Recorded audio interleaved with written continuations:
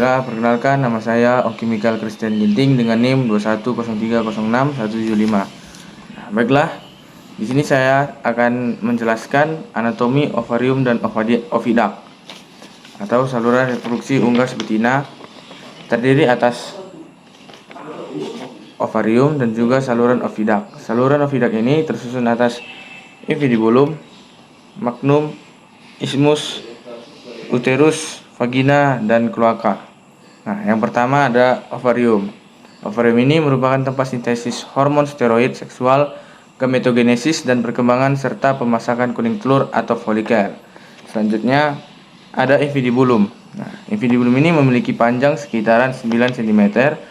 Infundibulum ini berfungsi untuk menangkap yolk yang telah matang yang berasal dari ovarium sehingga yolk bisa masuk ke dalam oviduct. Nah, selanjutnya menuju ke magnum. Nah, magnum sendiri memiliki panjang sekitaran 33 cm yang berfungsi untuk sintesis albumin kental dan cair serta sintesis galaza. Proses ini berlangsung sekitar kurang lebih 3 jam. Selanjutnya yaitu ada isthmus. Nah, isthmus ini memiliki panjang kira-kira 10 cm. Pada isthmus ini terjadi sintesis membran kerabang yang terjadi selama 1 hingga 2 jam. Selanjutnya ada ke uterus. Nah, di uterus memiliki panjang kira-kira 10 sampai 12 cm. Pada uterus ini terjadi dehidrasi putih telur atau plumping. Kemudian pembentukan kerabang telur, proses ini memakan waktu sekitaran 18 hingga 21 jam. Selanjutnya yaitu ada vagina. Pada vagina terjadi pembentukan kultikula telur melewati vagina secara cepat sekitar 3 menit. Selanjutnya itu ada kloaka. Nah, kloaka ini merupakan bagian ujung di mana tempat telur akan keluar. Nah, selanjutnya saya akan menjelaskan proses sintesis yolk. Proses sintesis yolk ini diawali dari kelenjar putih-puri. Nah, kelenjar putih-puri yang melepaskan hormon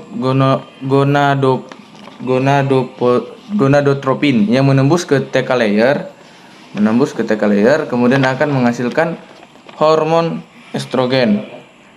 Nah, yang dimana hormon estrogen ini berfungsi untuk mensintesis bahan penyusun yolk, yaitu asam amino, fosfor, kalsium, dan juga lipid. Proses ini terjadi di nukleus pada hati, kemudian hasil dari sintesis pada hati ini akan menghasilkan beta liprotein dan juga vitalogenin, yang mana beta liprotein ini akan menembus dua lapisan, yaitu TK layer dan granulosa layer. Selanjutnya vitalogenin akan terbagi menjadi lipovitelin dan juga fosfilin.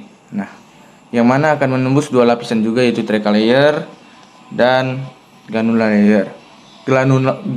granulosa layer, sehingga akan menghasilkan yolk. Nah, baiklah, selanjutnya saya akan menjelaskan proses sintesis albumin. Nah,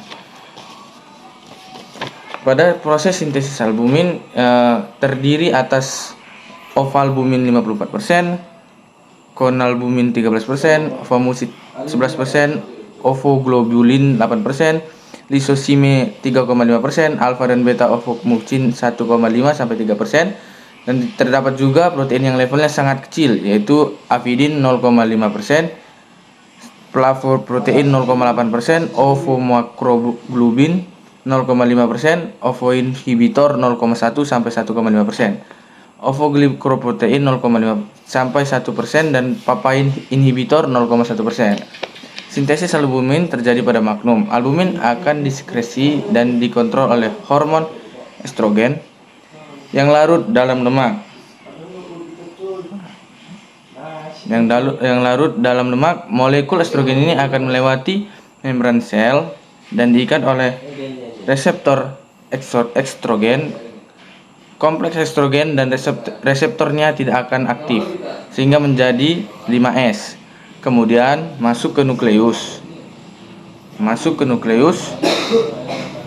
dan berinteraksi dengan kromosom, menyebabkan gen tertentu dibentuk menjadi mRNA. Kemudian mRNA akan keluar dari nukleus menuju ke ribosom dan ditranslasi menjadi protein spesifik berupa asam amino sehingga menghasilkan albumin dan protein telur khas lainnya. Proses ini berlangsung selama 3 jam.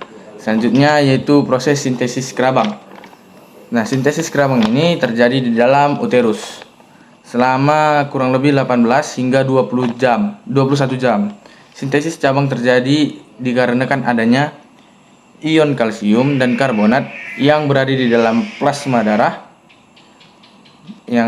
Yang karbonat ini berasal dari hasil metabolik mukosa sel kelenjar kerabang, yaitu CO2 ditambah H2O menghasilkan asam karbonat yang dibantu oleh enzim karbonik anhidrase.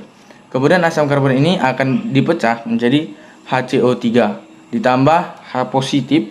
Kemudian asam karbonat akan masuk ke dalam cairan dalam kelenjar kerabang dan kemudian melepaskan hidrogen. Lalu kalsium dari plasma darah akan masuk ke mukosa. Sel kerabang, kemudian masuk ke cairan dalam kelenjar kerabang. Kemudian bergabung dengan CO3 menghasilkan kalsium karbonat, yaitu kerabang telur. Sekian penjelasan saya. Terima kasih. When I don't really need a bitch, let her rock. And the whole month later, she was found just a stone. She was missing all her bones.